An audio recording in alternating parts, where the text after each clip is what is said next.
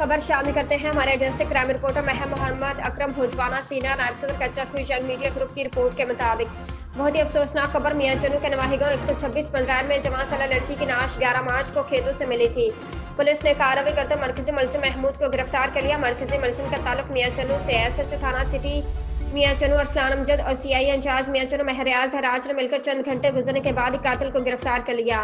City police और CIA police के लिए अंधा कत्ल केस किसी चैलेंज से कम न था। सफाक कातिल को गिरफ्तार करके पाबंद सलासल कर दिया। पुलिस का कहना है कि मुलजिम महमूद फैसलाबाद मिल में काम करता था। मकतूला मैमूना के साथ फोन और सोशल मीडिया पर दोस्ती हुई थी। मैमूना चंद माह पहले पसंद की शादी करने के लिए कराची से मियां चनू पहुंची थी। इससे पहले मकतूला फैसलाबाद में मुलजिम के साथ रह चुकी थी। शादी करने के लिए तकरीबन 2 माह पहले मियां चनू आने वाली लड़की से महमूद नामी शख्स अब शादी से इनकारी था। मकतूला का हमला होने की खबर सुनते सफाक कातिल आपे से बाहर हो गया। मुलजिम कत्ल करने के तदाबीर बनाने लगा। आखिरकार बहला फुसलाकर मकतूला को खेतों में ले गया, जहां गला दबाकर बेदर्दी से मैमूना नामी लड़की को मौत के घाट उतार दिया।